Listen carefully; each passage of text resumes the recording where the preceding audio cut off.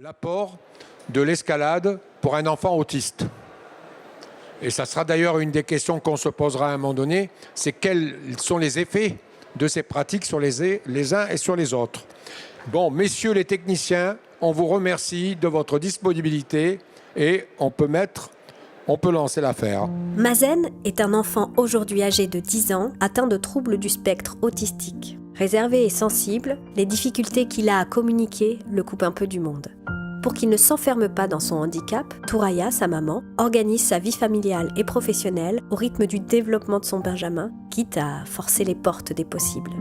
Parmi ces possibles, la rencontre avec l'escalade et Hervé, un éducateur bénévole de l'ASG Bagnolet, une association affiliée à la FSGT, va déclencher des changements inattendus, sinon inespérés. L'autisme chez Mazen a été déclaré vers 2 ans et 4 mois à peu près. Je me suis dirigée vers un psychomotricien et il m'a dit que toute la partie droite, elle ne réagit pas comme la partie gauche. Donc quelqu'un, il n'a pas de tonus, il ne maîtrise pas bien son corps. Après, je me suis dirigée vers une kiné ostéopathe qui a commencé à lui faire du mouvement, mais c'était très peu. Il lui faut un truc qui fait travailler tout son corps. C'était une casse-tête de trouver un sport, surtout pas loin, on n'a pas des choses spécialisées vraiment. Toutes les prises en charge pratiquement soit à Montreuil, soit à Paris. Je suis partie jusqu'au 91, on n'a rien à Bagnolet qui fait que les enfants handicapés en général, spécialement les enfants autistes, trouvent un sport. Arrivant vers fin août, toujours c'est qu'est-ce que je peux faire comme sport à Mazen qui peut lui faire du bien et que je peux moi-même aussi être là avec lui. Je passais à côté de la mairie, je trouve plein de stands. J'ai regardé comme ça, et je dis tout ça, ça ne peut pas le faire. Et j'ai trouvé l'escalade et je me suis renseignée auprès de la dame. Est-ce que moi, j'ai un enfant autiste, est-ce qu'il peut y aller à l'escalade ?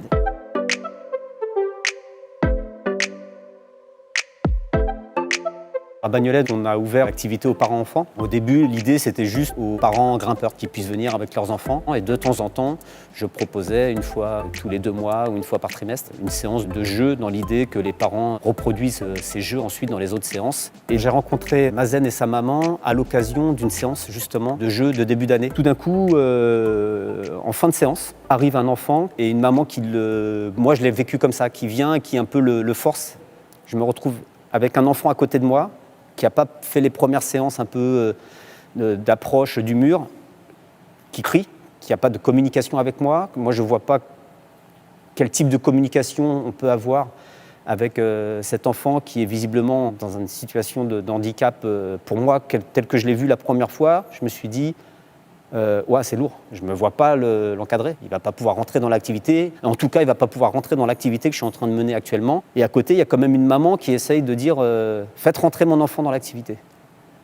Donc là, je décide, je me dis, allez, je m'engage à les suivre. On peut tenter de relever un défi en accompagnant cette maman, au moins sur une première période, pour rendre la maman un minimum autonome en termes d'assurage, de compréhension, qu'est-ce que c'est l'escalade, et pour voir si l'enfant, effectivement, rentre dans cette activité.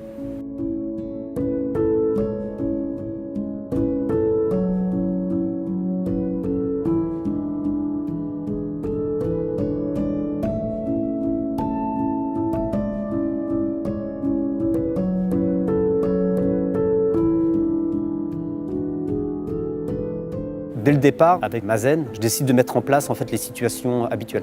On n'est pas vraiment dans la situation de jeu avec une consigne, puisque la communication est limitée, mais c'est de mettre en place la situation et voir si lui, il rentre dans le jeu, même si je ne sais pas si lui a conscience qu'il est en train de faire un jeu. Et avec l'aide de la maman, qui elle va apporter tout ce qu'elle connaît de son fils pour le motiver. Avec une maman qui a conscience qu'elle est face à un enfant qui peut vite abandonner. Donc elle va être ferme, pour pas qu'il abandonne dès la première difficulté. Donc ça, comme soutien, c'était très important pour moi d'avoir quelqu'un derrière moi qui motive l'enfant.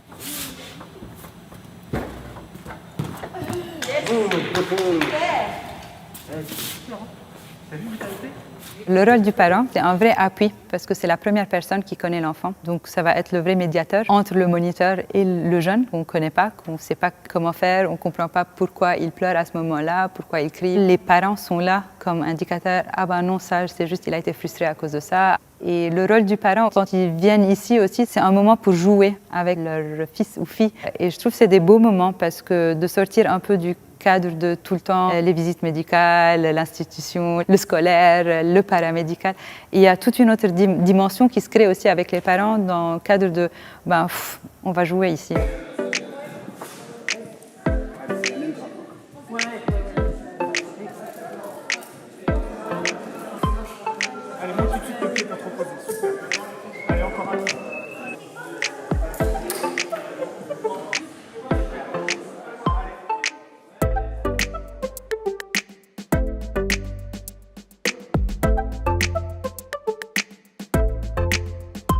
C'est dur pour nous de se mettre à la place d'un enfant autiste. Qu'est-ce qu'il voit au niveau sensoriel déjà? Ses fonctions sont altérées, sa façon de voir le monde, sa façon d'entendre. Souvent, on se retrouve avec une hypersensibilité ou hyposensibilité. Certains jeunes autistes, donc, ils vont être très sensibles à la lumière. On arrive souvent dans une salle d'escalade comme celle-ci où il y a une lumière très forte. Ça peut être perturbant pour un jeune autiste. Les sons qu'il peut y avoir, ne serait-ce que des petits sons. Imaginons les gens qui clipent sur les parois, les voix des personnes. Donc, il y a tout ce temps d'adaptation et d'intégration de toutes ces informations sensorielles qui peuvent être très intrusives pour une première fois.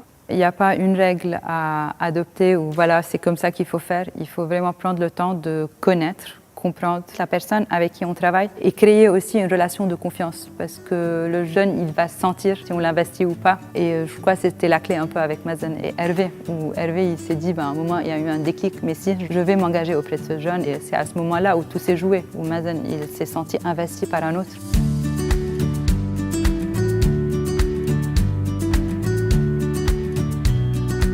Les éléments de progression de Mazen sont sur le moyen et long terme la tonicité. C'est un enfant où il fallait au départ, même sur un plan incliné, il fallait que j'accompagne pour qu'il fasse ce premier mouvement d'aller sur la voie. Aujourd'hui, il ne le fait plus, même sur un plan vertical.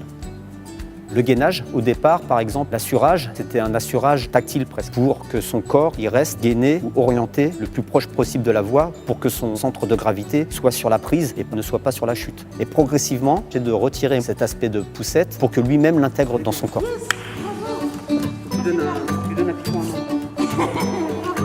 Un autre élément de visibilité, c'est le regard de Mazen. Au début, il avait un regard fuyant. On avait l'impression qu'il fixait jamais rien. Et progressivement, je vais observer qu'au début, il observe l'environnement. Il observe les autres enfants qui sont à côté de lui. Et là, ces derniers temps, le regard est direct. Je l'ai vécu dans les séances de piscine avec lui, où on se regardait dans les yeux. Et il m'a appelé. Donc par rapport au tout début où je me suis dit mais il n'y aura pas de communication possible avec cet enfant. Je me retrouve aujourd'hui à jouer avec lui à la piscine où on se regarde dans les yeux, lui il va me dire Hervé et on va faire un jeu sous l'eau.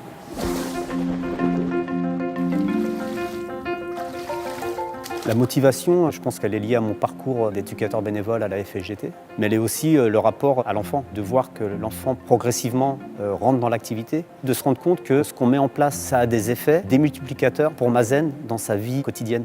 Et qu'au bout d'un peu moins de 3 mois, la maman va exprimer les progrès qu'il fait à l'extérieur. D'après tous les thérapeutes, psychologues, psychomotriciens, voire même l'orthophoniste qui avant a du mal à faire concentrer Mazen sur une tâche plus longtemps, elle me dit je sens qu'il est plus stable, il est plus posé. La psychomotricienne elle m'a dit qu'il travaille tout son corps à l'escalade et du coup c'est plus facile à faire des exercices avec Mazen. Même sa kiné m'a dit si l'escalade au bout de 3 séances, ça m'a fait ça, de travail de 6 mois que j'ai fait moi, continuez l'escalade, arrêtez le kiné. Ça travaillait beaucoup de choses chez Mazen, pas que le corps en fait. Ça a donné un impact même sur ses apprentissages scolaires, sa concentration. Plus que la concentration, c'est l'autonomie. Parce qu'une fois qu'il est sur le mur, il doit se débrouiller pour descendre, pour monter, pour chercher les choses. Ça lui a fait un bienfait global, on va dire. Tout ce qu'on fait en escalade, tout ce que ça fait travailler au niveau du corps, au niveau psychique, au niveau relationnel, c'est tous des facultés, des capacités qu'on recherche aussi et qu'on travaille en prise en charge psychomotrice. Le jeune, tout en jouant, grimpant, il va travailler toutes ces facultés de voilà comment je vais positionner mon corps dans l'espace, comment je vais réguler même mon tonus, comment je vais appuyer, tirer fort ou relâcher. C'est ce qu'on appelle la régulation tonique et l'escalade, elle le fait naturellement. On peut parler aussi de la relation à l'autre, comme on a vu toute la relation qui s'est construite entre Hervé et Mazen. C'est super intéressant de voir comment Mazen, petit à petit, il a investi cette relation, il a investi un autre. Alors, la relation entre Hervé et Mazen, c'est super, je ne peux pas dire autrement. Pour moi, la preuve que Mazen a confiance en lui, c'est qu'il exécute ses consignes, il accepte le contact avec lui sans qu'il y aura des chouinements ou il y aura des frustrations. Ce n'est pas des consignes et des ordres dus à faire, et puis ils sont les choses qui arrivent plus dans le jeu. Dernièrement, ce qui a changé, j'en parle encore avec émotion, c'est quand Mazen, il s'est reposé. Nous, on se met en retrait. Mazen se lève, regarde la voie. Il met un premier pied sur une prise, il met une première main sur une prise, et tout d'un coup, il grimpe. Enfin, pour moi, je me suis dit, waouh, ça y est, on a réussi. Mazen est grimpeur. Il s'est motivé de lui-même pour aller faire sa voie. J'ai regardé la maman, j'ai dit, on a gagné.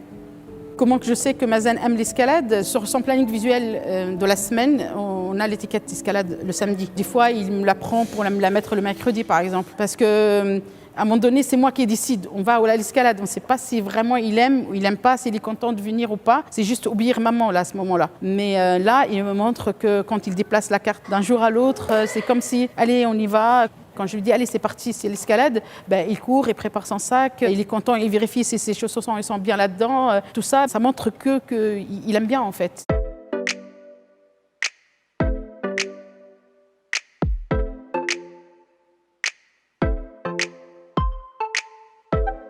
Avec le recul, je me rends compte qu'on est parti avec Mazen d'une vision de « c'est un enfant pas capable de », un enfant comme moi je l'ai vu la première fois, à une vision de « un enfant qui est capable de ». Il est capable de faire ces gestes-là, il est capable d'avoir cette motricité. Là où à la maman, on a pu présenter que la forme d'autisme de son enfant pouvait aller jusqu'à ne pas avoir conscience de la continuité de ses membres, elle le voit dans une activité en train d'aller chercher de lui-même des solutions, d'aller chercher des prises et faire des mouvements dont on lui avait un peu indiqué que ça allait être difficile que son enfant acquiert ces mouvements. On apprend par le jeu, on grandit en jouant, on développe toutes nos facultés intellectuelles, sociales, psychologiques à travers le jeu. Un enfant autiste, c'est comme tout enfant. C'est juste qu'il a d'autres façons de voir le monde, d'autres façons de réagir au monde, mais ça fait de lui toujours un enfant. Tous les enfants aiment jouer et c'est la seule porte d'entrée avec n'importe quel jeune. Cette approche par le jeu, de jouer et progresser en jouant, je me rends compte encore plus avec un enfant comme Mazen que c'est un bagage qui est impressionnant en termes de réussite, de progression de l'enfant. Et on se rend compte qu'avec ce type de public, évidemment, on va adapter les jeux. On ne va pas se donner les mêmes ambitions, mais avec la même logique d'adaptation, je me retrouve en réussite et l'enfant se retrouve en réussite. Et ça, pour moi, c'est essentiel de défendre cette approche pédagogique. Touraya oriente maintenant les séances de soutien extrascolaire sur le développement cognitif et verbal de Mazen. Les premiers mots viennent au fur et à mesure de cet accompagnement. Si l'escalade est restée une de ses activités principales, l'envie d'aller vers une inclusion dans une activité sportive avec d'autres enfants est forte et se présente comme un nouveau défi. Cette rencontre a entre autres motivé Hervé à se reconvertir professionnellement en moniteur d'escalade en salle. Il poursuit aujourd'hui sa formation pour se spécialiser. Cette expérience, cette aventure, est une parmi de nombreuses, toutes activités confondues, qui sont portées par des bénévoles dans les clubs FSGT pour que les personnes en situation de handicap puissent être accueillies et pratiquer une activité sportive adaptée. Elle est un témoignage pour encourager le développement de pratiques partagées avec des enfants, des jeunes, des adultes aux capacités différentes.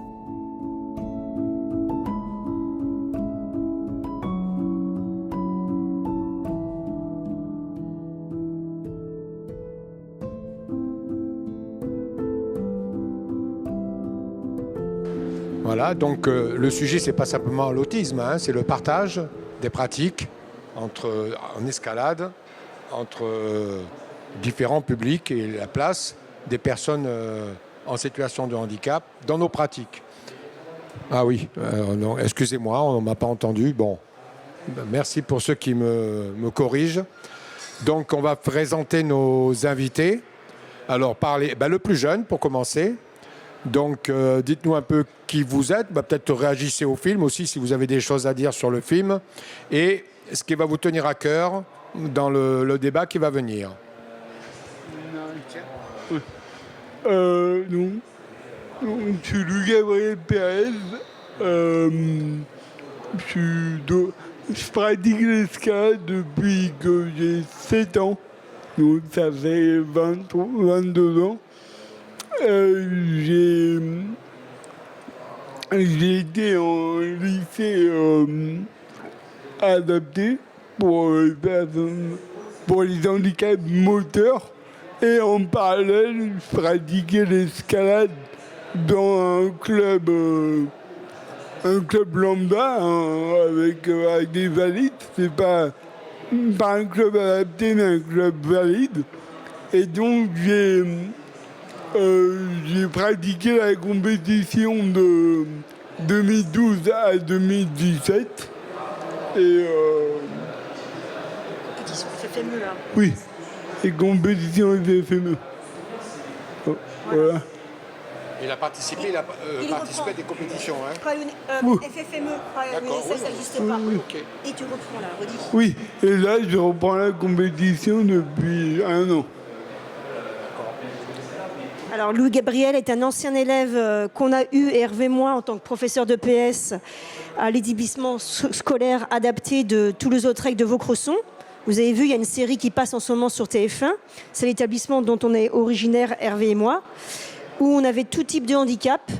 Donc déjà des valides, parce qu'il y a toujours un tiers de valides, et 2 tiers de handicapés moteurs, qui soient en fauteuil manuel, fauteuil électrique, handicapés debout, avec des déambulateurs ou pas. Et il s'agissait pour nous de proposer toutes les familles de pratiques sportives, quelle que soit la motricité initiale de nos élèves.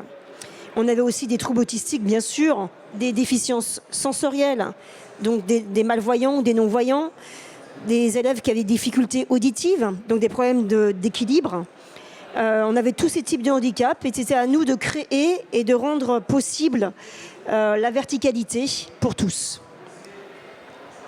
Elle a oublié de se présenter, c'est Marie-Agnès. Hein, et on peut retrouver ses articles. Elle nous a encore envoyé un article génial dans cet excellent bouquin qu'on va lui remettre parce qu'en fait, elle est autrice. Avec Hervé, on verra. Donc, escalade pour tous. Vraiment pour tous et toutes. Tiens, Marie-Agnès, pour la peine, tu l'as bien mérité. Voilà. Alors, je continue le tour de parole. Alors peut-être on continue parce que c'est toute une histoire.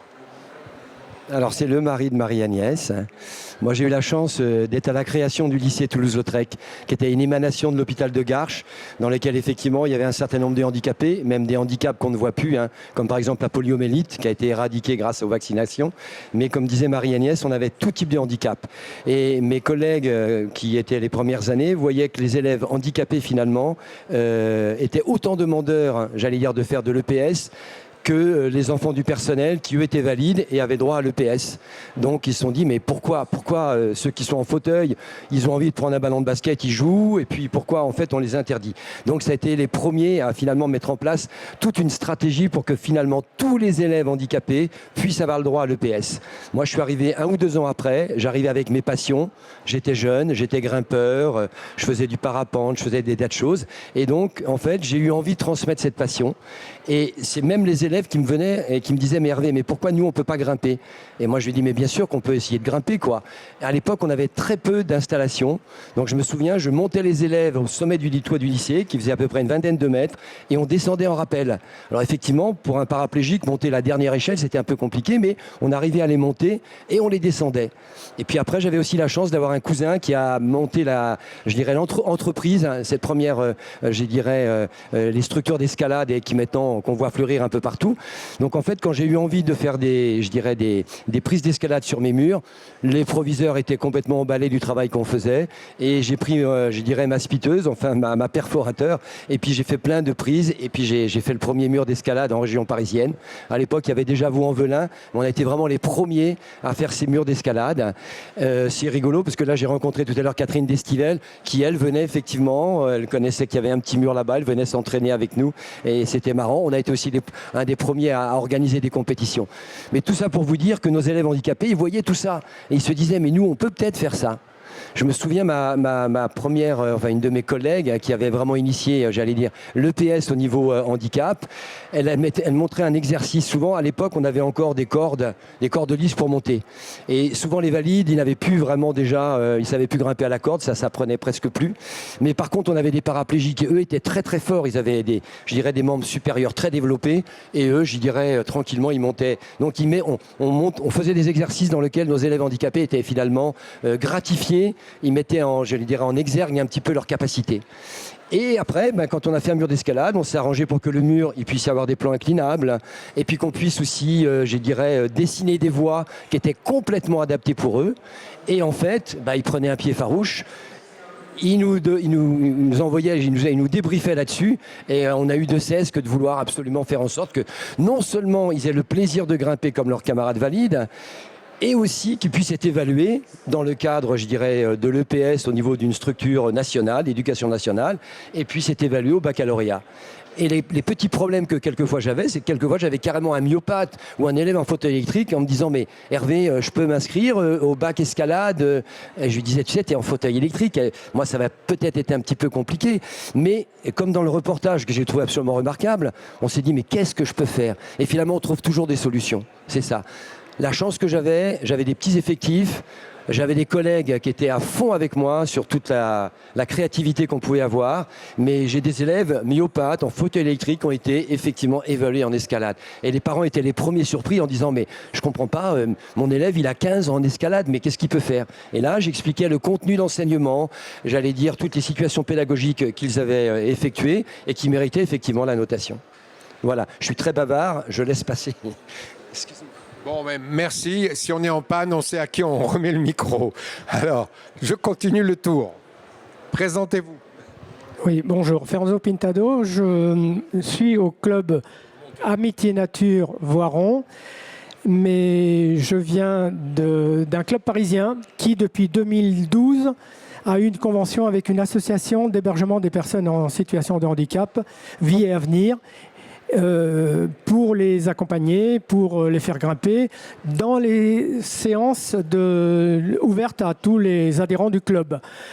Cela continue encore actuellement et j'ai pu investir cette expérience dans le travail avec d'autres bénévoles au sein de ANV pour initier, pour accompagner ces personnes en situation de handicap en escalade au mur, mais pas que.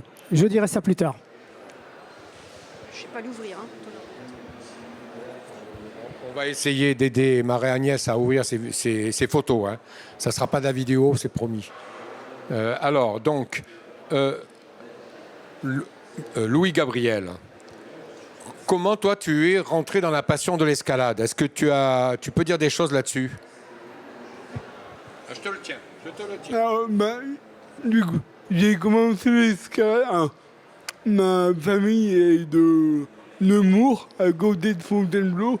Donc j'ai toujours eu l'habitude d'aller en forêt de Fontainebleau. Et après, à 7 ans, j'ai fait un cycle escalade avec mon école primaire. Et donc j'ai commencé l'escalade via l'école primaire. C'est là aussi où j'ai rencontré mon entraîneur qui m'a suivi pendant une vingtaine d'années.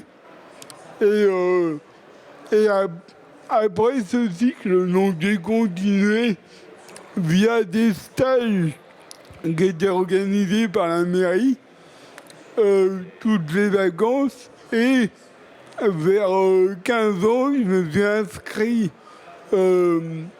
au club de ma ville, à Craigbin, et donc où j'ai commencé à pratiquer non plus une fois par semaine, mais plusieurs fois. Merci. Entre parenthèses, quel âge tu as? C'est pour voir si tu es dans le temps. J'ai 29 ans. 22 ans ou 29? 29. Donc on voit bien le rôle quand même de l'école.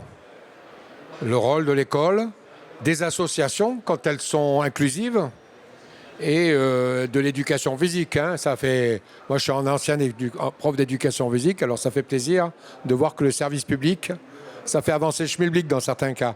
Marie-Agnès, tu voulais dire encore autre chose? J'aurais voulu montrer comment on pouvait adapter les contenus d'escalade à des élèves qui sont en fauteuil manuel et fauteuil électrique, sauf qu'ils n'ont pas installé Word, donc je ne peux pas montrer. Donc en fait, comment on a réfléchi? On a réfléchi au niveau des parcours fauteuil.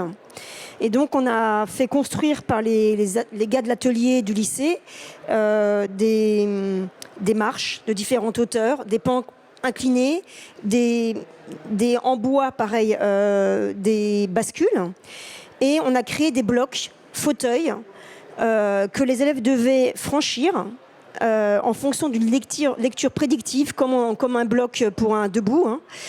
Et ils devaient réfléchir sur comment ils devaient franchir ce bloc-là, en marche avant ou en marche arrière, en 4 roues ou en 2 roues, donc en soulevant les petits trous avant, avec parade ou sans parade, avec de l'engagement émotionnel, parce que quand il y a un vide, comme une sorte de crevasse, eh ben, c'est délicat. Et au départ, on mettait beaucoup de sécurité passive et active. Et au fur et à mesure, on retirait la parade, on retirait les tapis qui étaient sur le côté. Et ils franchissaient ces obstacles-là avec de l'engagement et de la maîtrise. Et si on vous mettait en fauteuil à franchir ces blocs-là, vous auriez de grandes difficultés, je peux vous assurer.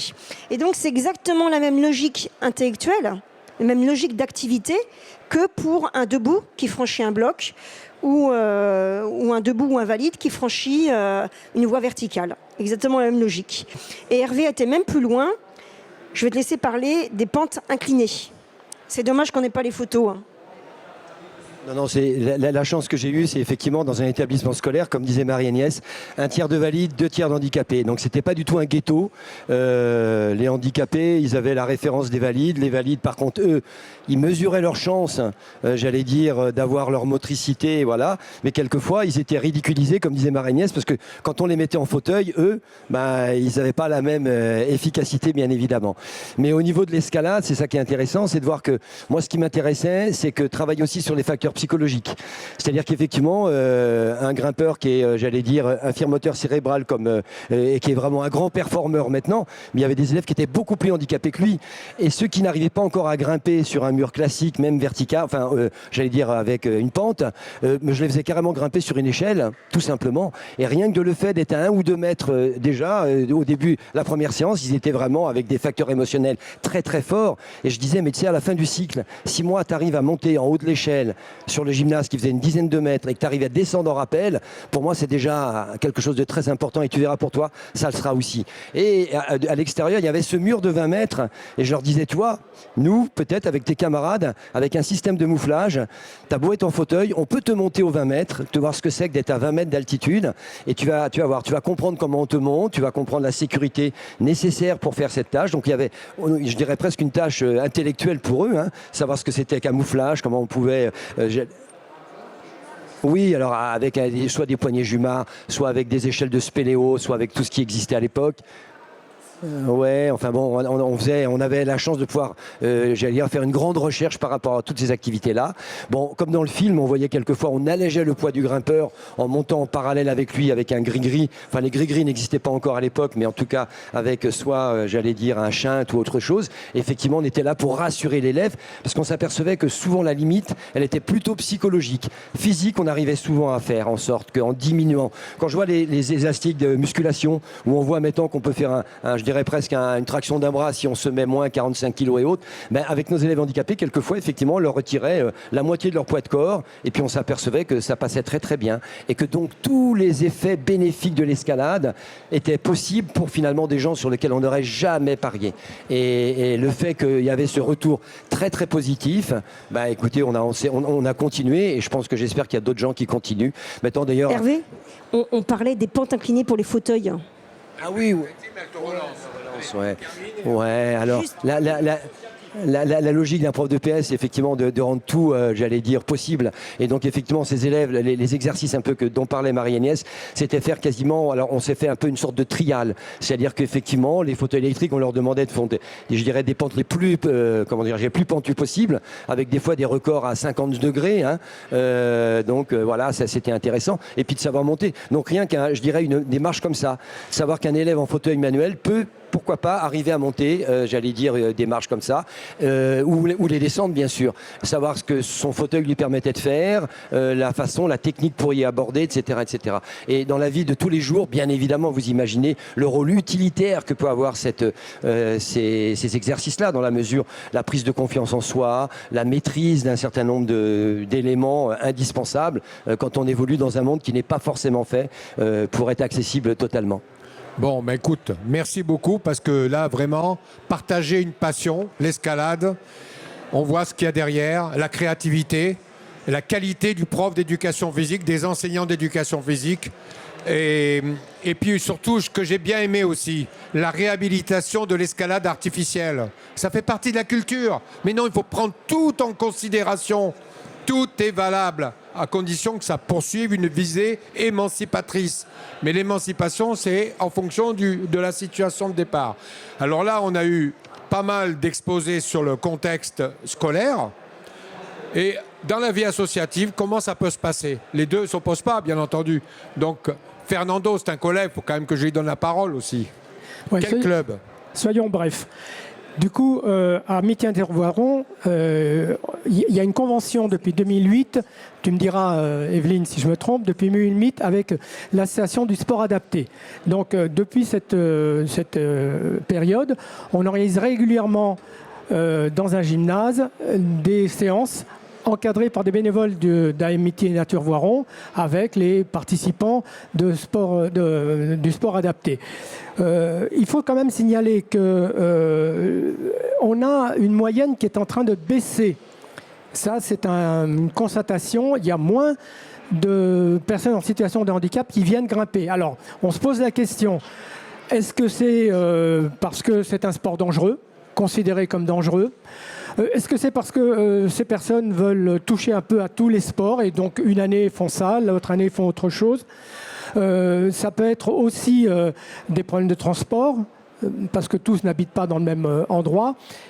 Et j'ai un peu honte de le dire, mais pour certaines, ce sont des problèmes de embonpoint. C'est-à-dire que ce sont des personnes qui ne font pas très très attention à leur alimentation, qui prennent du poids et qui ont du mal, de plus en plus de mal à grimper. Voilà, ça c'est une première constatation. Sur Paris, on avait ouvert, avec l'association, on avait ouvert un créneau qui était le créneau de grimpe des adhérents de Vertical 12 à cette association. Ici, à Voiron, on n'a pas fait la même chose. On a des créneaux qui sont exclusivement réservés aux personnes du sport adapté. C'est une question qu'on peut se poser. Faut-il mélanger ou pas? On a essayé de faire venir une jeune grimpeuse lors de séances dites normales à la Martelière. Ça s'est mal passé, elle n'est pas restée très longtemps, elle a regretté de ne pas avoir ses copains. Elle se sentait trop dans une ambiance étrangère. Donc je pense que si on veut mélanger les participants, il faut faire attention à la proportion des uns et des autres lors de ces séances. Dans les parties positives, enfin, pour moi, dès que j'ai commencé sur Vertical 12, mais ici, l'escalade est un sport particulier qui crée des liens particuliers entre l'encadrant et le grimpeur, enfin l'assureur et le grimpeur. Du coup, pour des personnes qui sont habituées à être un peu rejetées, là, elles se trouvent dans une activité valorisante, activité avec prise de risque, même si elles grimpent en moulinette, et avec un lien particulier avec la personne qui les assure. Du coup, pour moi, ça, c'est vraiment le plus qu'apporte l'escalade dans des situations pareilles. Valoriser des gens qui ne le sont pas dans la vie courante et en plus dans une activité qui est quand même une activité considérée un petit peu comme exceptionnelle, un peu dangereuse. J'ai le souvenir d'une anecdote, mais ça illustre assez bien ce que je veux dire. On avait fait une sortie et puis les grimpeurs avaient, dans des voies faciles, avait grimpé. Et il y avait une journaliste qui avait accompagné la sortie, je vous dirai laquelle tout à l'heure, qui avait accompagné la sortie et à un moment elle me dit « Tiens, j'essaierai bien une des voies, là, c'est une voie en 4C, très facile, bien équipée. » Donc elle commence à grimper et puis au bout de 4 mètres et demi, elle me fait signe, elle dit « Non, je voudrais redescendre. » Donc elle avait eu peur. Personne normale, entre guillemets, elle avait eu peur. Là où d'autres grimpeurs avaient évolué. Et c'était lors d'une sortie que l'on a voulu faire en milieu naturel, dans les gorges de Crozet. Jusqu'à présent, ils grimpaient sur mur, donc avec tout ce que ça comporte, les prises, les couleurs, les machins. Et puis on s'est dit un jour, pourquoi est-ce qu'on n'irait pas en falaise? Alors bien sûr, une falaise extrêmement bien équipée. Ils ont grimpé en moulinette, une falaise propre aussi. Ils avaient tous des casques, mais une falaise propre. Et là, ça a été une révélation. Parce que si certains ne grimpaient pas jusqu'en haut de la voie, ils se lançaient. Et d'autres ont bien réussi à aller jusqu'en haut de la voie dans un milieu qui est complètement différent de ce qu'ils connaissaient. Bien sûr, ça s'est terminé par un petit goûter, c'est sympa en plus. Et ça a été reconduit plusieurs fois, dont une fois cette année. Malheureusement, on n'a pas pu le faire trop souvent à cause de la chaleur. Mais ce milieu naturel de l'escalade, c'est un plus qu'on apporte à ces pratiquants qui ont un peu l'habitude d'être dans un milieu aseptisé, trop facile, avec des prises de couleurs. Donc on prend la verte, on prend toutes les vertes, on prend les bleues, on prend toutes les... En falaise, c'est pas la même chose. On voit pas les prises. Donc il faut un petit peu inventer, se placer et avoir confiance. On a aussi beaucoup développé l'escalade en tête. En mur, pas en falaise, pour une simple raison, c'est que le haut des voies dans les gorges de Crozet n'est pas équipé pour passer simplement la corde dans deux mousquetons de maillons rapides. Il faut se décorder, donc ça c'est à exclure. Mais en mur, aucun problème. Donc pas mal de grimpeurs vont en tête. Et l'autre aspect aussi, c'est de les faire assurer. Alors, dans certains cas, presque tout le temps, on contre-assure, mais parfois serré, parfois large. Mais le fait de les faire assurer, ça leur fait aussi prendre conscience qu'ils ont un rôle à jouer dans l'escalade, que c'est pas simplement monter, que c'est aider les autres à monter, et surtout les préserver d'une chute, une chute grave. Merci Fernando. Je vais redonner la parole à Louis-Gabriel et à Marie-Agnès qui veulent aborder le thème de la compétition. Alors, voilà. Alors là, on a vu la vie, entre guillemets, EPS, l'aspect associatif. Et maintenant, on va aborder un peu plus le pôle compétition. Alors, sachez qu'il existe 3 grandes fédérations. La Fédération française sport adapté, la Fédération française handisport et l'Union nationale du sport scolaire, dont on dépend, nous, les professeurs d'EPS.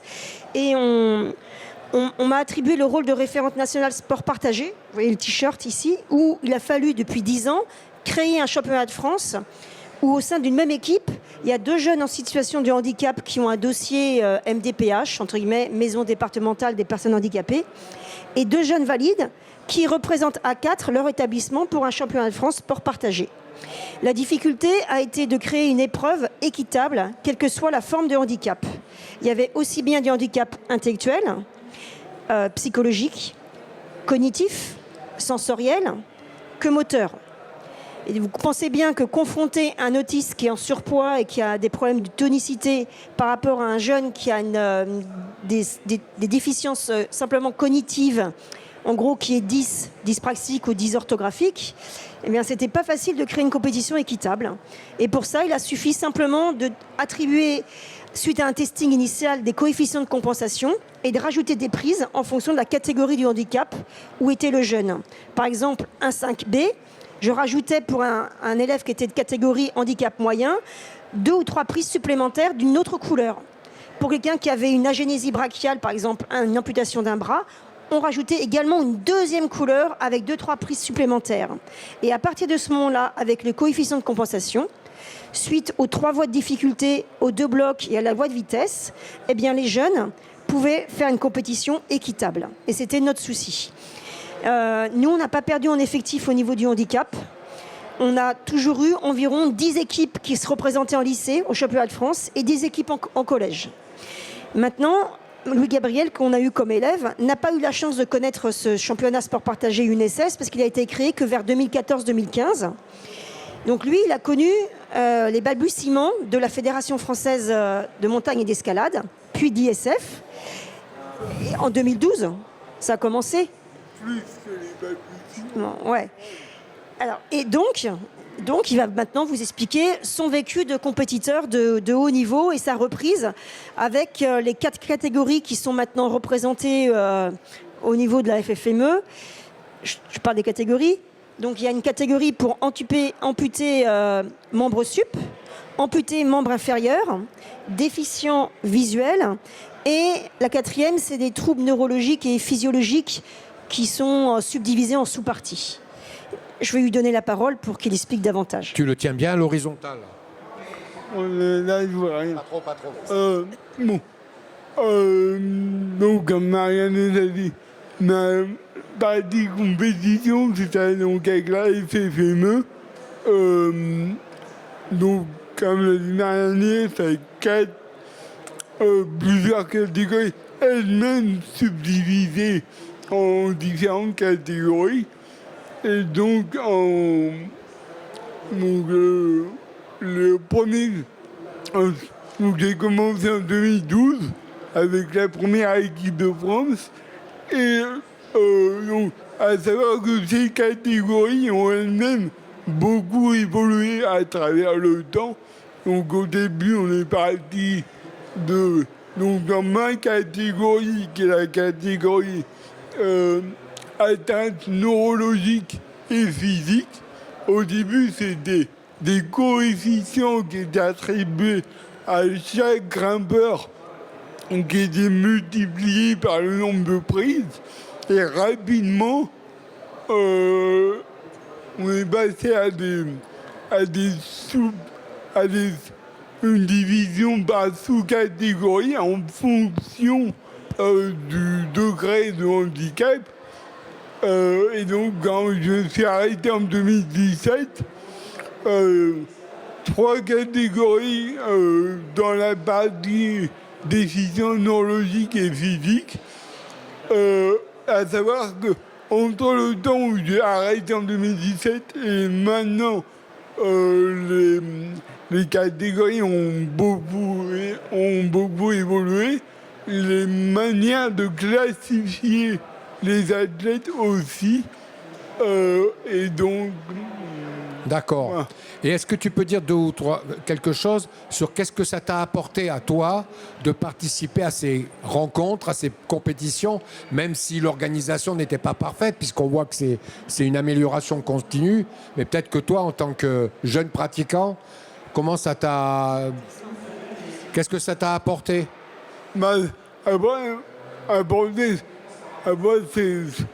C'est une volonté ou non de faire de la compétition. J'ai toujours aimé pratiquer en compétition, sauf que c'est un excellent moyen de progresser en escalade, vis-à-vis du handicap, d'être confronté à d'autres personnes ayant le même handicap ou un handicap similaire, et de voir par exemple les différences, d'échanger sur les adaptations possibles, et surtout d'être confronté à une concurrence qui peut être égalitaire, et de créer une émulation pour s'entraîner, pour évoluer, tout ça dans une logique de performance. Et est-ce que ça a des effets au-delà de l'activité escalade, cette pratique de compétition? Est-ce que tu vois des transpositions? Par exemple, dans le handicap, une partie de mon handicap, c'est des problèmes d'équilibre. Oui, l'escalade, ça aide à renforcer la posture, le gainage, de gagner en équilibre, de gagner en précision au niveau des jambes, des membres supérieurs et inférieurs.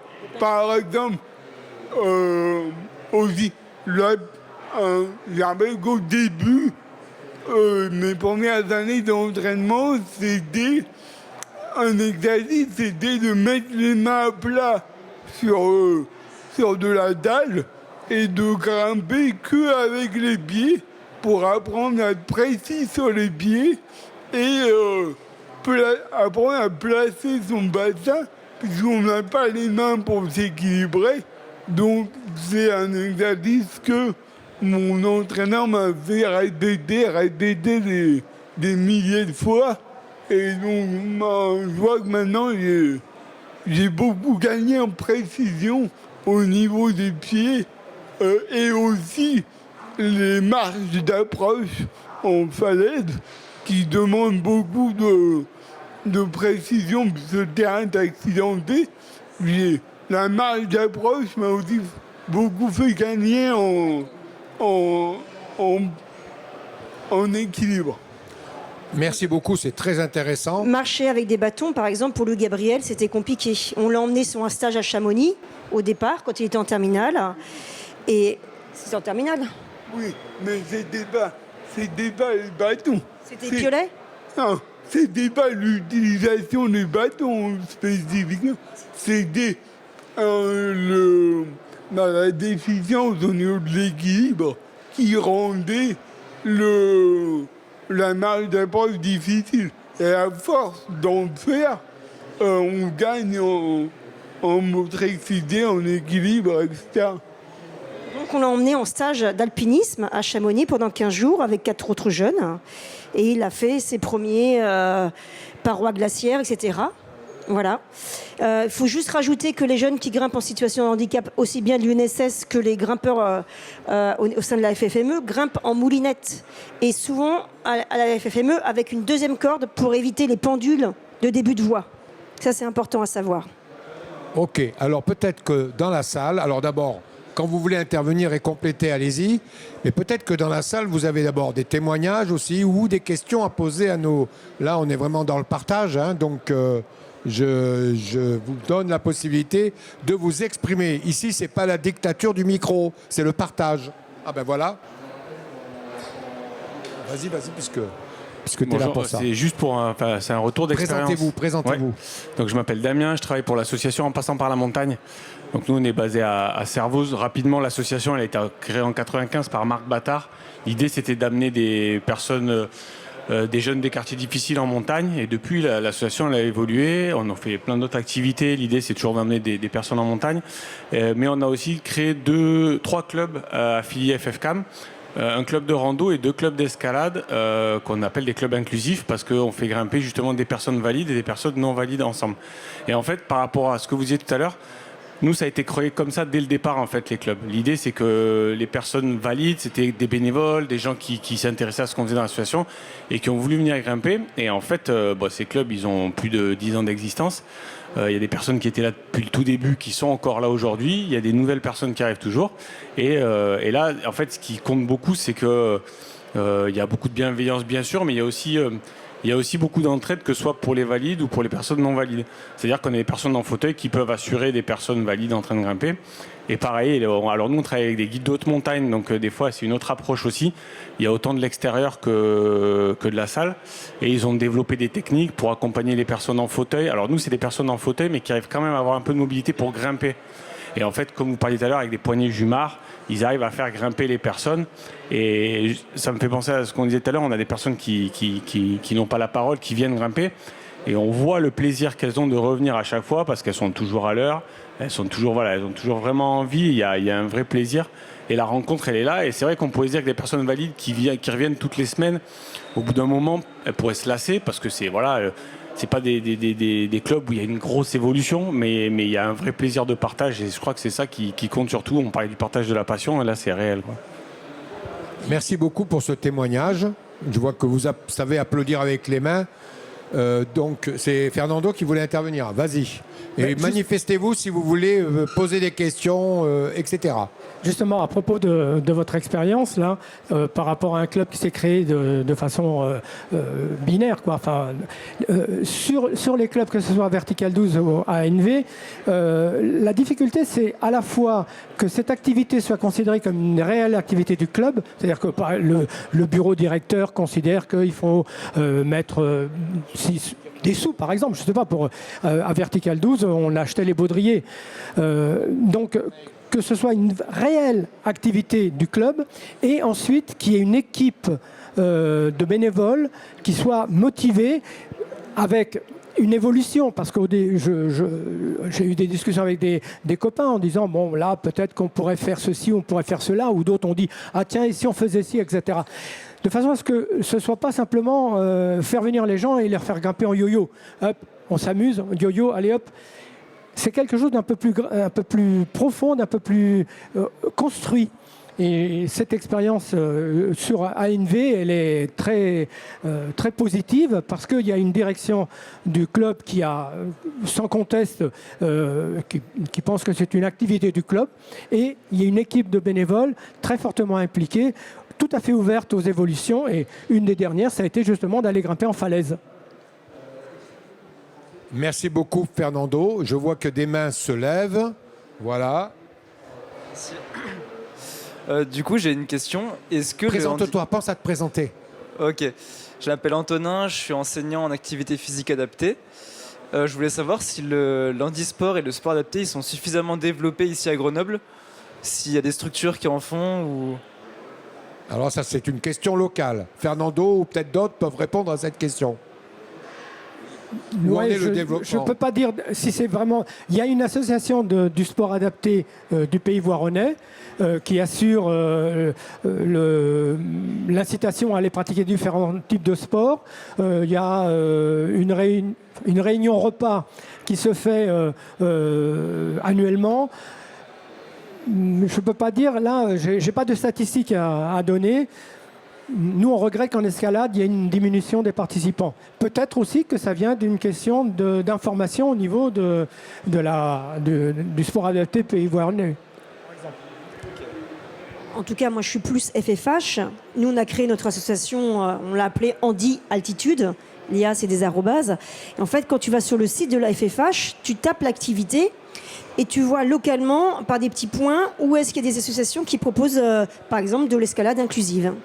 Voilà. Et tu te retournes aussi vers le comité départemental handisport, soit adapté, soit FFH. Là aussi, ils sauront te répondre et te dire où tu peux aller. Ok, ça marche.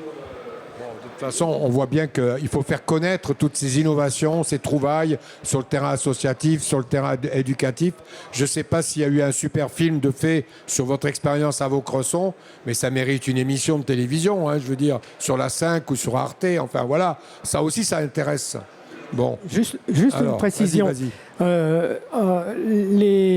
Les personnes en situation de handicap qui grimpent avec nous participent au championnat de France régulièrement depuis, j'ai noté, depuis le 2017. Donc, presque tous ceux qui sont, sauf exception, mais vont au championnat de France. C'est un moment important parce que du coup, ils sont confrontés à d'autres personnes un peu dans leur situation. C'est pas toujours facile. C'est pas toujours facile de reconnaître qu'on n'est pas bon, entre guillemets. Bah oui, mais nous aussi, on n'est pas bon quand on va grimper. Et par contre, c'est aussi très valorisant de voir que on finit premier, voire deuxième dans une spécialité. On me demande quelle compétition, dans quelle fédération ? Oui, ça doit être ça, ouais. Précise. Non, mais je crois que ça s'appelle... Fédération française de sport adapté. Fédération française de sport adapté, c'est ça. Il existe l'UNSS en sport partagé pour les collégiens et lycéens. Il existe la Fédération française sport adapté en championnat de France. La FFH en paraclimbing. Non, la FFME, je veux dire, en paraclimbing. Voilà. Mais la FFH n'organise pas vraiment de championnat de France purement escalade. Voilà. Merci. Moi, je voudrais juste revenir. Il y avait longtemps qu'on ne t'avait pas entendu. Exactement. Hervé. Je vais essayer d'être très bref. Mais je veux dire que l'intérêt de l'escalade, de faire avec des valides et justement des personnes en situation de handicap, c'est très important. Je crois que le lien, je dirais, symbolique de la corde, avec ou sans corde d'ailleurs, mais de parade, d'aide, et je dirais souvent, moi, ce que j'ai vraiment vécu, même moi en tant qu'enseignant, c'est ce que les personnes en situation de handicap peuvent nous apporter et ce qu'ils apportent aux valides. Et je crois que là, n'hésitez pas justement à faire en sorte qu'on puisse inclure des personnes qui ont l'air tellement différentes. Moi, je vais être honteux. Je vais vous raconter la première expérience que j'ai vue arriver à Toulouse-Lautrec. Il y a un élève qui avait l'air un peu plus handicapé que Louis-Gabriel Pérez. Et il était dans son fauteuil. Il avait le même type de handicap. Souvent, c'était handicap de naissance. Et il m'invitait à jouer aux échecs. Moi, quand j'ai vu comme ça, je me suis dit, non, joue un peu aux échecs, mais etc. Je peux vous dire qu'il m'a mis une raclée, mais épouvantable. Ne connaissant pas du tout sur qui le handicap, j'étais intimement persuadé qu'en fait c'était un handicap mental. Et ça, c'est terrible, parce que j'ai appris, je dirais pas à mes dépens justement, parce que je me suis enrichi de ces élèves-là, de savoir que peut-être au niveau de l'image, au niveau du paraître, les gens ne les considèrent pas vraiment à leur juste milieu, parce qu'en fait, souvent, c'est des êtres qui, par résilience, sont assez remarquables. Non seulement ils peuvent performer, c'est le cas de Louis-Gabriel Pérez, mais maintenant, moi, j'ai des anciens élèves dont j'ai pu suivre l'évolution, qui travaillent dans des ministères, qui travaillent dans l'informatique, qui travaillent, parce que quelquefois, la société, s'est intéressé à leurs compétences et en général, ils n'ont pas été déçus.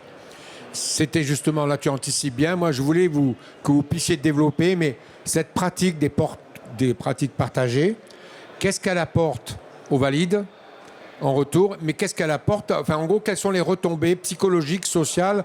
Je signale, d'ailleurs vous pourrez mettre votre mail si vous voulez, là j'ai dans les mains un extraordinaire article qui s'appelle Escalade, Trail, Fauteuil ou Gymkhana, Marie-Agnès et Hervé Dizien.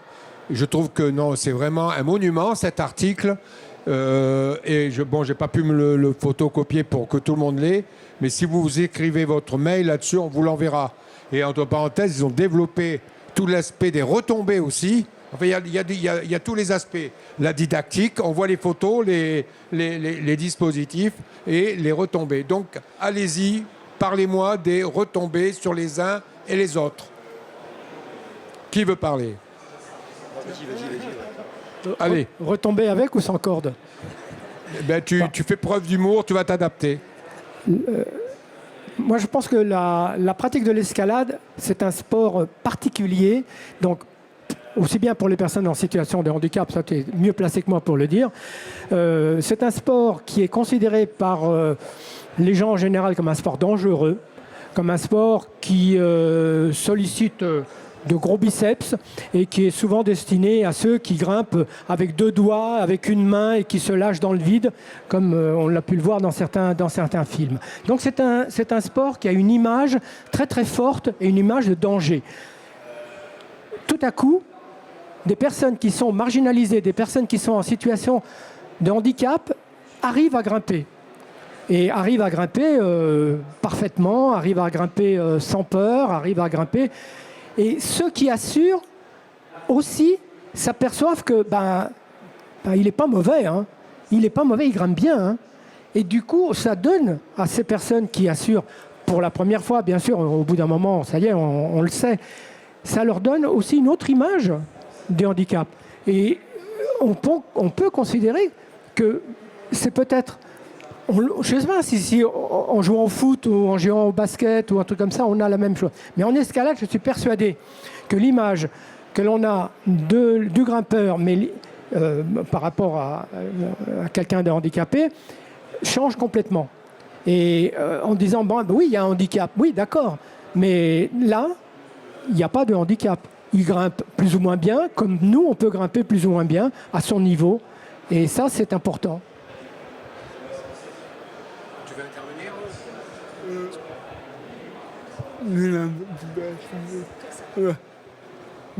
Sur l'apport que peut avoir la pratique qu'on a un handicap sur les valides, par exemple, ça m'arrive souvent d'échanger avec mon entraîneur actuel. L'année dernière, on a beaucoup fait de voix à vue. Et donc, dans le à vue, on travaille la lecture et on lit après. Et souvent, mon entraîneur lisait la voix. Et quand on confrontait nos méthodes, soit qu'on me regardait grimper, on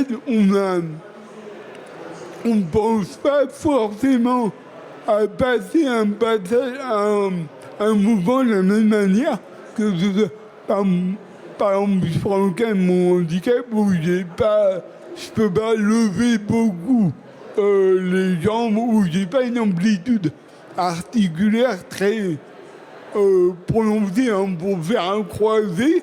Donc dans ma lecture, j'ai envisagé le croisé pour ne pas faire le croisé, ramener la main et relancer. Et donc, du coup, ça, en partageant avec mon entraîneur,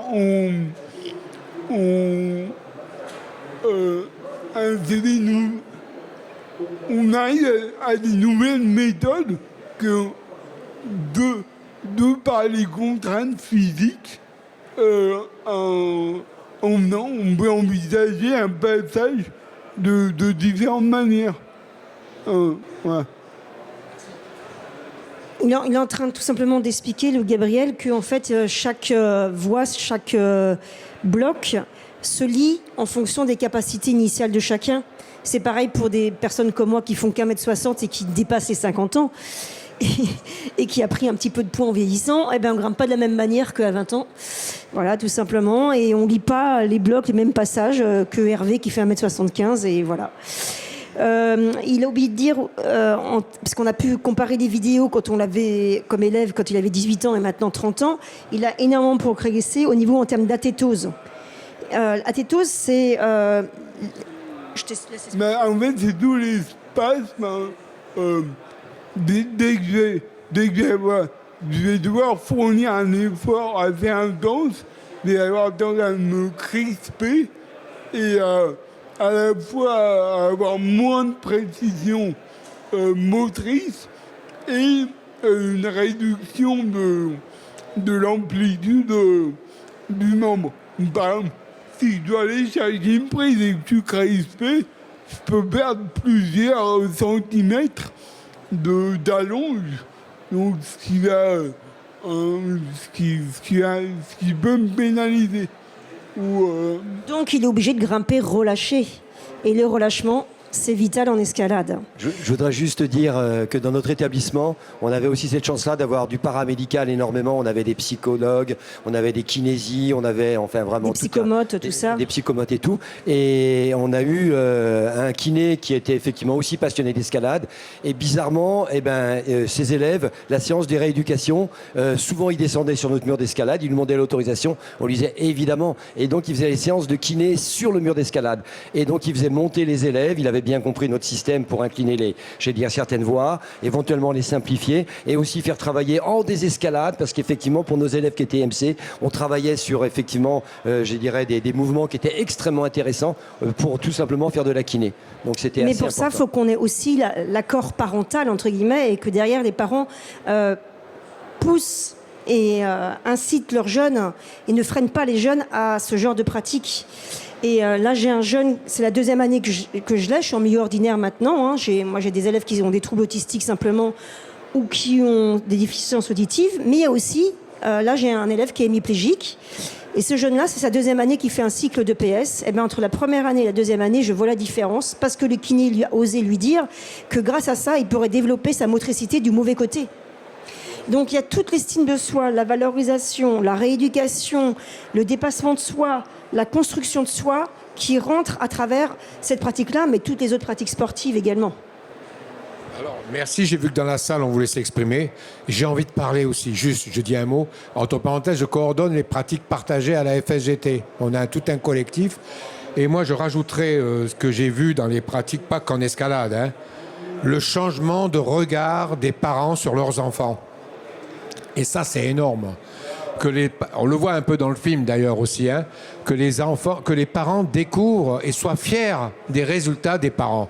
Et ça c'est un gain après, parce que ça change beaucoup de choses pour la suite. Il y a 2 interventions. Tu commences et puis après notre collègue. Bonjour, moi je suis Aristote, je suis l'entraîneur de l'équipe de France par escalade et directeur sportif de 8 Assure. J'ai une question sur les 2 enseignants et sur le bénévole où je ne me souviens pas le titre, désolé. Alors, cette question finalement d'inclusivité par rapport ou le pourcentage finalement ou de la perméabilité entre les cours de personnes en situation de handicap et d'autres personnes qui sont dans le club ou sont dans l'école, est-ce que vous avez un conseil sur comment mieux adapter ou comment mieux inclure ou finalement sur des profils spécifiques ne pas inclure parce que c'est pas forcément en fait l'objectif. Est-ce que vous, par rapport à vos expériences, vous avez trouvé que ça marche mieux ou ça marche moins? Donc ça, c'est une question que j'ai moi dans mon club, que j'aimerais bien avoir à votre retour si c'est possible. Merci beaucoup. Merci pour la question. Donc, dans quelle mesure il faut partager ou au contraire reconnaître une spécificité? Est-ce qu'on donne encore la parole à l'autre question, puis après vous développerez? Laurent Beau, moniteur d'escalade sur Annecy. Je gère des salles d'escalade pour la ville d'Annecy. Là, au travers de ces témoignages, je trouve en fait le côté intéressant, notamment d'un retour moniteur, modestement. C'est-à-dire, en fait, tous les publics, au travers d'un moniteur, on est sur des recherches d'adaptation. Et en fait, dans ces recherches d'adaptation, eh ben, il est très plaisant de voir des jeunes avec un certain handicap nous apprendre des choses et faire évoluer nos façons d'apprentissage. Au travers de son témoignage, de ce qu'il dit, moi je ressens en fait, et j'ai eu affaire à ça, où j'étais sur des schémas d'enseignement didactique du mouvement, et en fait on s'aperçoit qu'en fait ça ne fonctionne pas, et qu'en fait il nous apporte une autre vision des choses qui est sur l'adaptabilité. Et une autre vision sur la possibilité d'adapter par rapport à un autre public. Et qu'est-ce qu'il nous apporte ? Il nous apporte en même temps le fait de dire que même des valides, des fois, ont un problème, et c'est eux qui nous donnent cette solution à leur apporter sur des mouvements qui sont inverses de ce qu'on appelait le grappé bien du moment de François Legrand. Voilà. Donc ça, c'est intéressant. Et l'autre chose qui est intéressante, c'est de voir, alors dans ma gestion des murs d'escalade, etc., c'est de dire, en fait, on est toujours dans la recherche de qu'est-ce qui a besoin et comment on aménage les choses pour le public. Et chez ces personnes, il y a une diversité énorme des personnes. Et du coup, il y a toute une réflexion intéressante à avoir sur l'aménagement qu'on peut apporter. Il n'y a que eux qui peuvent nous le donner. Merci beaucoup. Là, c'est très prometteur et très juste tout ce qui se dit. Je redonne la parole à nos collègues de la tribune et je me mets là pour mieux les écouter. Je vais rebondir tout de suite sur le partage et l'inclusion. En fait, on a toujours réfléchi pour... on considérait qu'on était en échec en tant qu'enseignant si on n'arrivait pas à inclure un élève qui faisait la demande. Donc c'était à nous de trouver les solutions. C'était un exercice très intéressant au niveau intellectuel et psychologique. Et les adaptations, on le faisait en fonction de chacun. C'est pas parce qu'il y a un type de handicap qu'il y a une réponse. Non, c'est à chaque jeune qu'il fallait s'adapter. Ensuite, sur mes 32 ans de carrière de professeur de PS, il n'y a qu'une seule élève que j'ai pas réussi à faire grimper parce qu'elle faisait 150 kilos. Je n'ai pas trouvé de baudrier adapté. Elle rentrait pas dedans. Donc en fait, je l'ai évaluée en tant qu'assureuse, contre-assureuse.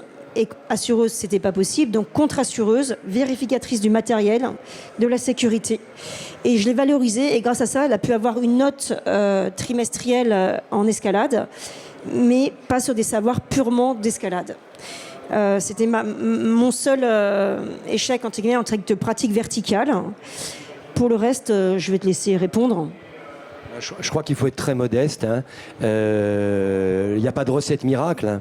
Donc, comme disait Marie-Hélène, je crois qu'il y a une individualisation, j'allais dire, sur un élève donné, un handicap donné, une situation donnée, arriver à être, effectivement, sortir des fois de la norme, se rendre compte que simplement la gestuelle d'un valide ne pourra pas être copier-coller pour quelqu'un qui est, par exemple, justement, comme Gabriel, j'allais dire, infirme moteur cérébral. Mais par contre, c'est là où je rejoins, c'est que des fois, c'est le jeune sportif qui va trouver la solution et qui va nous dire, mais bien sûr, et effectivement, fort de cette expérience-là, peut-être pourra-t-on, j'allais dire, s'en servir pour conseiller d'autres personnes. Moi, je vais prendre un exemple tout bête. Je me souviens de Louis-Gabriel, j'ai beaucoup d'émotions. Je lui ai appris à faire du vélo. À l'époque, personne n'y croyait. Je crois que je ne sais même pas si tu y croyais toi-même, Louis-Gabriel. Mais voilà, j'avais envie, je me suis dit, Louis-Gabriel, il a des problèmes d'équilibration, mais j'ai la chance d'avoir un gymnaste pour moi. Il grimpe, peut-être qu'il pourra faire du vélo. Et je me souviens le nombre de tours de gymnase que j'ai fait grâce à en le parent en courant à côté de lui, comme j'allais dire, comme un papa qui va aider son enfant à marcher, etc. Et puis, mais je peux vous dire le plaisir que j'ai vu quand Louis-Gabriel a fait ses premières longueurs et puis ses premiers tours. Et j'ai envie de dire, en escalade, c'est un peu pareil. C'est-à-dire que des fois, on se dit, non, on n'arrivera jamais à faire grimper.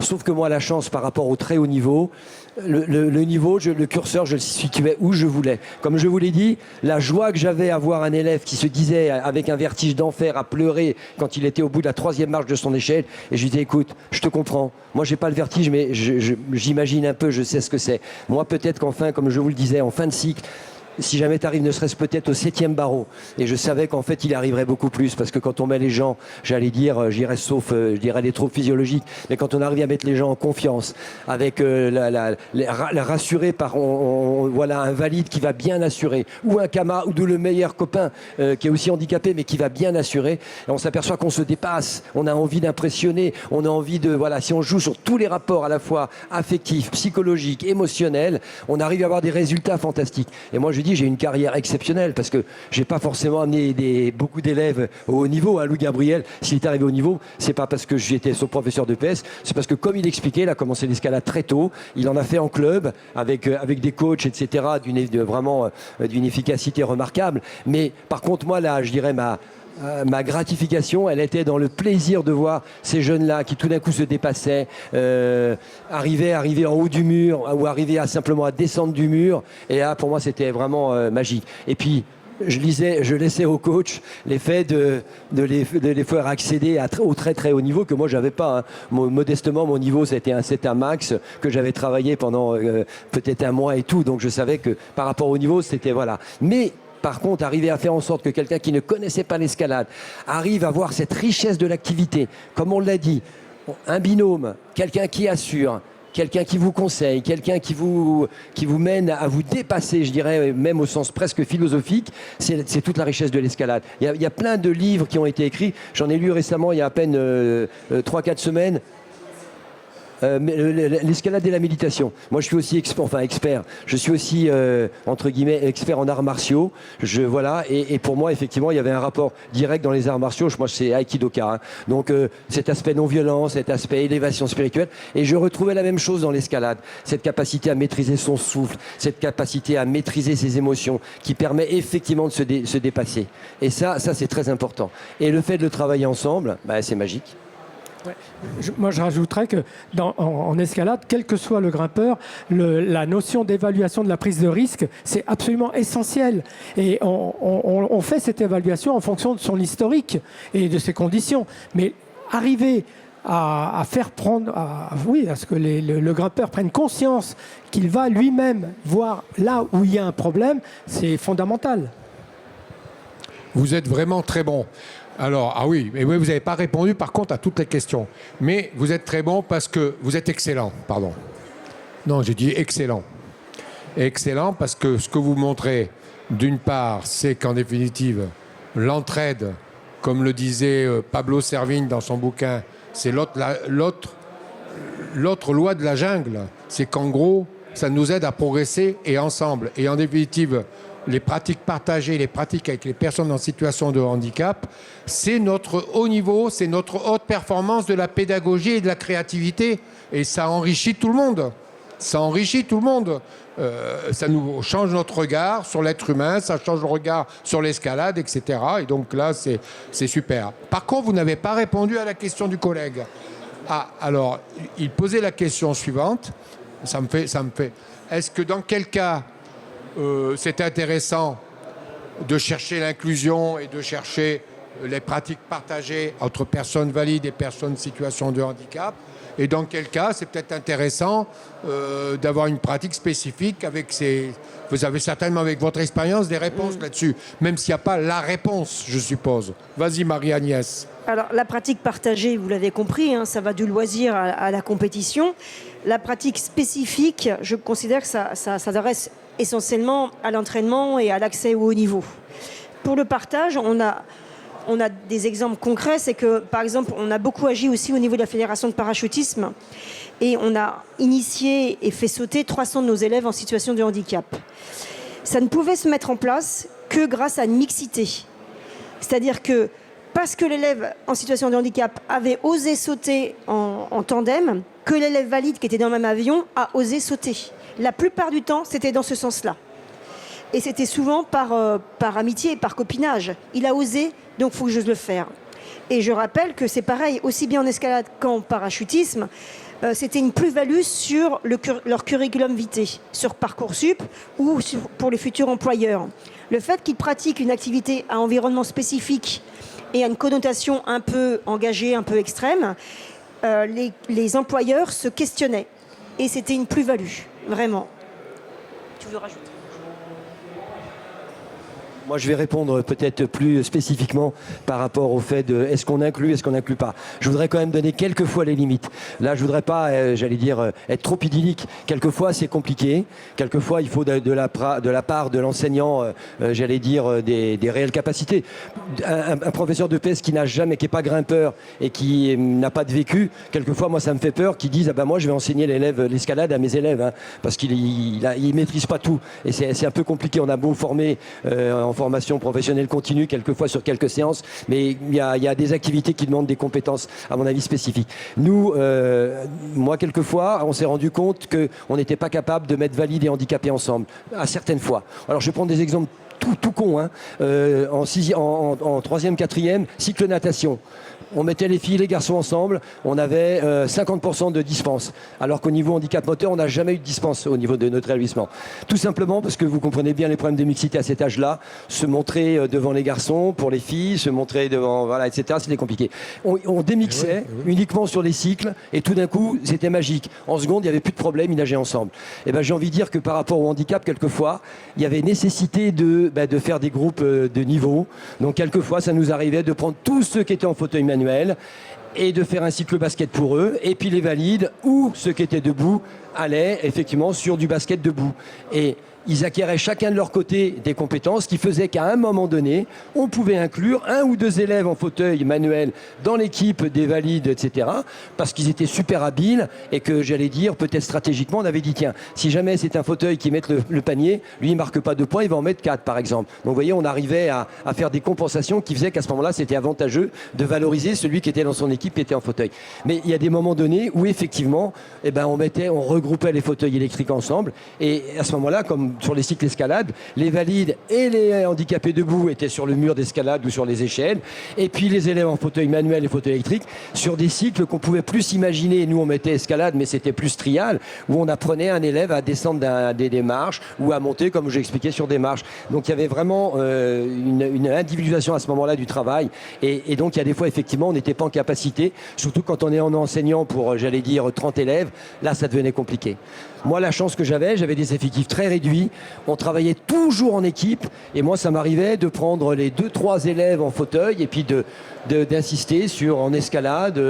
Une escalade qui était purement, j'allais dire, un peu athlétique, hein, pour ceux qui étaient des amputés, par exemple. Eux, ils étaient capables de grimper les 20 mètres, rien qu'à la force des bras, sur des échelles de spéléo, et puis de descendre tout seul en autonomie sur le rappel, et puis d'être vraiment des assureurs très performants, pour après pouvoir les faire travailler avec les valides. Hein. Voilà. Mais il y a des fois où, effectivement, c'est beaucoup plus compliqué, hein, quand même.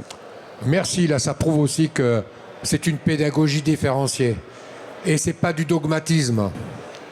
C'est une adaptation, une créativité, et toujours pour, en quelque sorte, le bien-être et l'émancipation de chacun. Donc, ne pas s'enfermer dans des dogmes. Donc là, belle leçon de vie, belle leçon de pédagogie. Ça n'est pas fini. Peut-être que vous avez encore des choses à exprimer, à dire. Là, je vois... alors attention, c'est Amitié Nature Voiron, le plus grand club de sport de nature de l'Isère. Voilà. Alors moi, je suis très timide, donc j'ai beaucoup attendu avant de prendre la parole. Donc c'est fait. Je me jette à l'eau. Donc je fais partie du même club que Fernando, Amitié Nature Voiron. Et je me rappelle de nos débuts avec le sport adapté. On était avec des gens qui étaient des handicapés intellectuels. Donc première séance, nous, on savait rien et eux non plus. Donc on a démarré comme ça. Déjà mettre le baudrier, c'était toute une affaire. Et puis après, pourquoi monter là-haut, hein, quel était le but? Pourquoi on allait... Bon. Alors on avait imaginé avec ma collègue Jocelyne d'accrocher soit une clochette en haut des voies, soit une poêle avec quelque chose pour taper dessus pour faire du bruit. Et donc ça les a amusés. Et après, ils se sont pris au jeu. Et puis petit à petit, il n'y a plus besoin de mettre... un but comme ça, c'était le plaisir de grimper, de monter, voilà. Alors, ce que je voulais dire, c'est qu'on a appris sur le tas. Hein. On a voilà, on s'est adapté peu à peu. Et je pense que maintenant, bon, je m'occupe plus personnellement du sport adapté, mais bon, il y en a qui continuent, qui sont très motivés, c'est très bien. Et puis, une autre chose un peu plus personnelle que je voulais dire aussi, c'est que je ne savais pas à cette époque-là qu'un jour, j'aurais un petit-fils autiste. Et donc, il a 5 ans maintenant. Et je ne le vois pas comme un handicap, je le vois comme un potentiel. J'imagine tout ce qu'il va pouvoir faire. Enfin, ça ne sera peut-être pas l'escalade, ça sera, je ne sais pas, mais ce que ça nous a apporté à nous, de s'occuper, de faire toutes ces séances, c'est de pouvoir aller vers ces gens simplement, sans craindre, sans se dire comment je vais faire, je ne vais pas savoir. Donc on y est allé naïvement, modestement, comme disait notre collègue. Eh bien, je peux remercier tout ce qu'ils nous ont apporté. Merci. Merci. Ça montre que vraiment il y a de l'émotion. Ça marche, ça? Oui. Ça marche pas? Si? Bravo pour ces témoignages très importants. Donc on en profite tous et on est tous des bénéficiaires de ces pratiques. Et vraiment, vous avez fait fort, les copains et les copines, tous les uns et les autres. Peut-être que tu as envie de dire le mot de la fin. À chacun un mot de la fin. Louis Gabriel Pérez. Et puis même la salle, si vous voulez donner le mot de la fin, vous pouvez.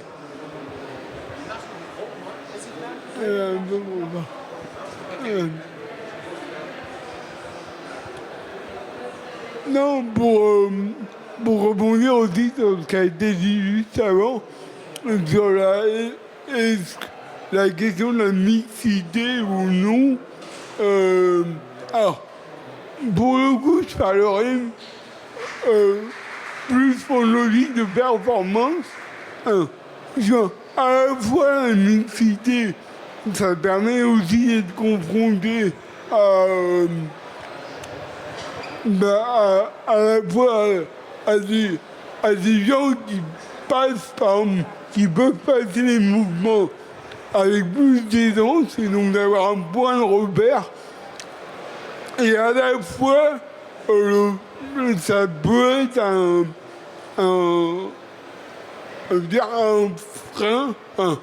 frein, c'est un peu exagéré, mais sur le travail d'un mouvement.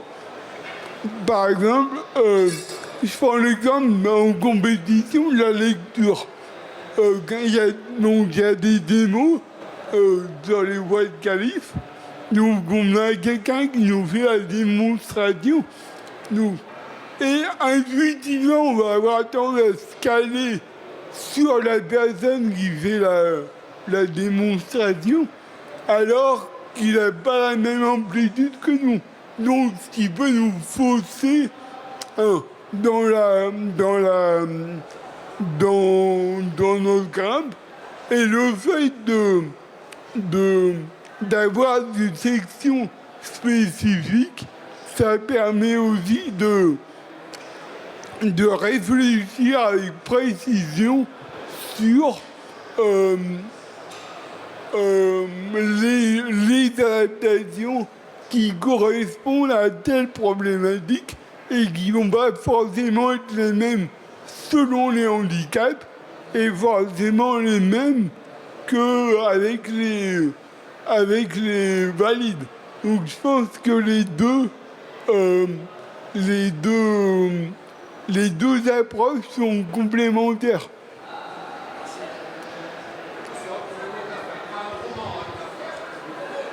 Non, moi le mot de la fin, juste, c'est richesse des différences. C'est vraiment d'intégrer le fait que, en fait, on est tous différents.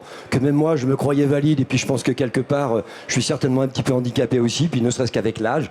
Et donc, avec humilité, de savoir que voilà, l'escalade nous permet, quel que soit l'âge, quel que soit le handicap, peut-être de continuer toujours à vivre avec passion. Et ça, c'est magique.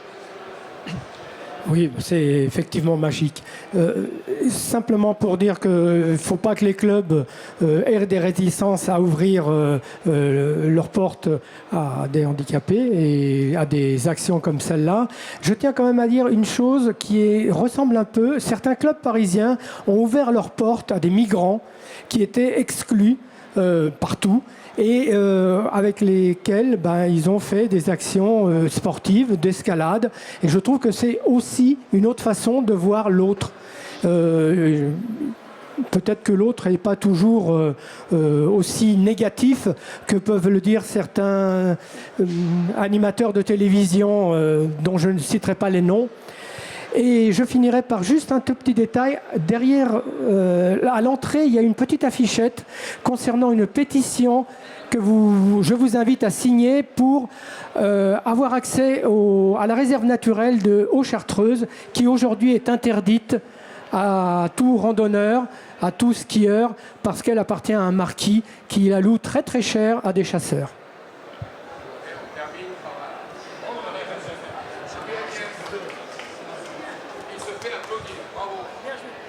La salle, si vous voulez donner votre mot, vous pouvez, pas tous, mais quelques-uns. Dernière revendication, mais en fait, sans les mécènes, sans les sponsors, les fédérations, les associations, les clubs ne pourraient pas fonctionner. Donc, c'est à nous tous de faire ce mouvement sportif et handisportif efficient, mais également à ceux qui ont un peu les moyens de soutenir aussi parfois. Ouais, mais quand même. Et là, je serais moins d'accord avec toi, Marie-Agnès. Je crois qu'il faut plus compter sur la passion de personnes comme vous que sur Bernard Arnault, je pense. Qui voulait parler encore? Excusez-moi, de temps en temps, Louis, voulez-vous rajouter une phrase? Je peux rajouter que le développement aussi de la pratique de l'escalade, j'ai fait à handicapé. Je pense que ça passe aussi beaucoup par la visualisation, la médiatisation de la pratique, en médiatisant, en rendant visible cette pratique, qu'on la développera de plus en plus. Avis à nos chaînes publiques. Faites-nous des émissions sur les pratiques partagées et avec l'escalade, comme dans les autres activités, comme le parachute. En fait, qu'est-ce qu'on apprend en escalade? On apprend à prendre des risques pour ne pas se mettre en danger. Et ça, c'est une expérience qui va être valable toute la vie. Allez, vous pouvez nous applaudir, on le mérite. Merci.